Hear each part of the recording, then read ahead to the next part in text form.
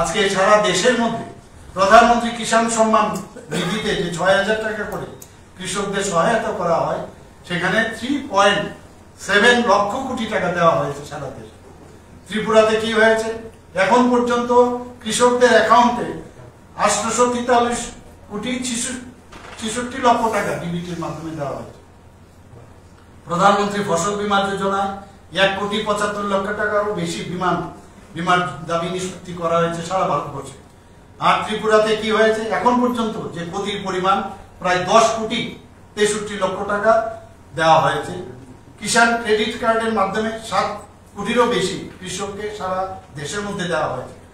আর ত্রিপুরাতে এখন পর্যন্ত যে ৪,৩০,০০০ উপরে যারা কৃষক ক্রেডিট কার্ড তাদের দেওয়া হয়েছে, এবং যে ঋণের পরিমাণ ২,২৭২ কোটি টাকার উপরে দেওয়া হয়েছে। আজকে প্রধানমন্ত্রী গরিব কল্যাণ অন্ন যোজনার কথা যদি বলি, সারা ভারতবর্ষে ৮১ কোটির বেশিও মানুষ সেই সাহায্যটা পেয়েছে। আমাদের ত্রিপুরাতে এখন পর্যন্ত ৪,৯৪,০০০ প্রায়োরিটি হাউসহোল্ড পরিবারকে ১৯,২৩,০০০ এবং ১,১২,০০০ অন্তর্দয় পরিবার ৪,৪৬,০০০ জনের এই তারা সুফল পেয়েছে। ৩৫ কেজি চাল প্রতি ব্যক্তিকে দেওয়া হয়েছে অন্তর্দয় অন্ন যোজনায়।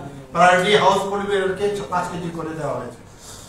হর ঘর জল যোজনা আমরা সবাই জানি, আগে 15 ত্রিপুরাতে মাত্র 0.24 মানে 3.26% আজকে এই জল জীবন মিশনের সুযোগ পেয়েছে। আর বর্তমানে আমরা কত সুযোগ দিয়েছি, 85.97%, যা জাতীয় গড়ের থেকে প্রায়, যেখানে জাতীয় গড় 80.78%, তাকেও আমরা ছাপিয়ে গেছি। এবং শুধু তাই নয়, আপনারা সবাই জানেন যে পঞ্চম জাতীয় জল পুরস্কার 2023-এ উত্তর পূর্বাঞ্চলের মধ্যে ধলাই জেলা সর্বশ্রেষ্ঠ হিসাবে পুরস্কার পেয়েছে।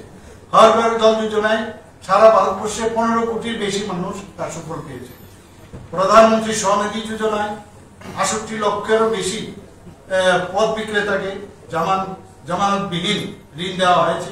ত্রিপুরাতে 20টি যে শহর, সেখানে ৮,৬৬৬ জনকে চিহ্নিত করা হয়েছে এবং ৮,২৫১ জনকে ১০,০০০ থেকে ৫০,০০০ টাকা পর্যন্ত দেওয়া হয়েছে।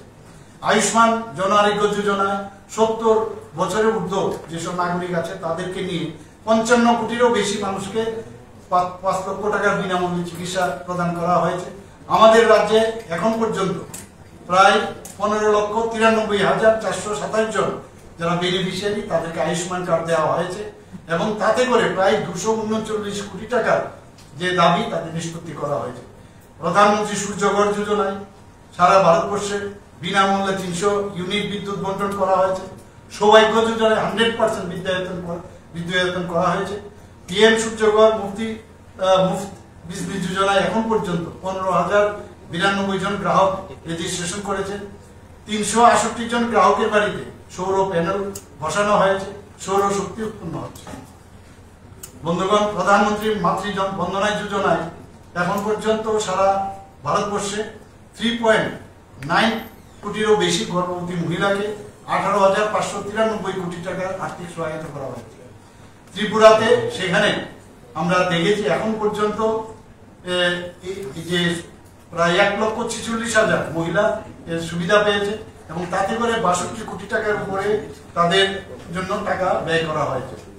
আমরা দেখেছি ২০১৪ সাল থেকে এখন পর্যন্ত প্রধানমন্ত্রী গ্রাম সড়ক যোজনায় ৩.৯৬ লক্ষ কিলোমিটার গ্রামীণ সড়ক নির্মাণ হয়েছে। ত্রিপুরাতেও সেইভাবে এখানে প্রচুর যে সড়ক উন্নয়ন সেগুলো আমরা করেছি।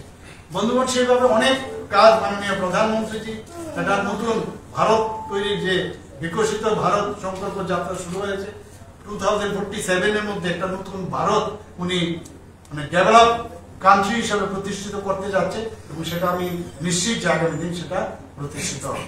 এখানে আপনারা এত দীর্ঘ সময় ধরে এখানে উপস্থিত থাকার জন্য সমস্ত সাংবাদিক বন্ধুদের আমি অসংখ্য ধন্যবাদ জানাচ্ছি এবং আমার কথা বলা শেষ করছি।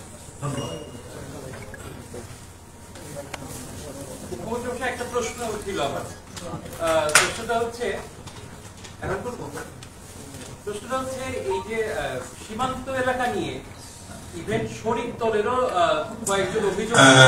সরি গোপাল বাবু, আজকে কোশ্চেনটা নাই, আজকে শুধু আমরা অ্যাচিভমেন্ট